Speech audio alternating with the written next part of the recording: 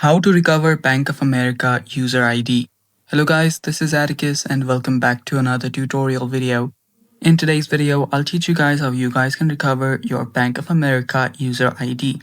So before we begin, if you are new to our channel, head down below and hit the subscribe button so you don't miss out on our future videos. Also, press the bell icon so you get notified when we release our new videos. Now let's begin. So the first step here is you will need to open up a web browser and simply search for Bank of America. After that, I'll show you the process here. Head over to the login section. This is it right here, login to online banking. You can tap on this or just go to Bank of America website directly. Then right here, you'll find the login section. So if you're in this website, tap on this section that says forgot ID and password. And right here, you'll find the login to online banking. If you head over to this site, you will need to do the same by tapping on forgot ID and password from here, this side.